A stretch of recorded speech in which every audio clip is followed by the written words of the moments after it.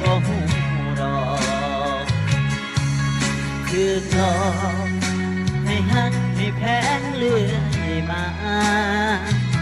อุตสาห์คาดหวังสุดท้ายเพพังแบบบ่เป็นทางเสียให้ตายหักแพงปันต่างเจ้าก็หัวตาจากลายไป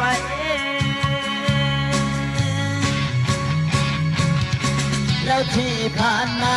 ที่ให้เอิ้นว่าฐานะอีหยังแล้วเรื่องเคยหวังที่ให้มันห่างกลางทางสันติอุตส่าห์แท้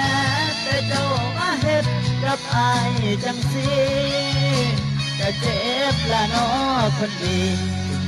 ทั้งที่มีภัยเป็นจะเจ็บละน้อคนดีถูกทิ่มทั้งทีมีภัยยิ้มแน่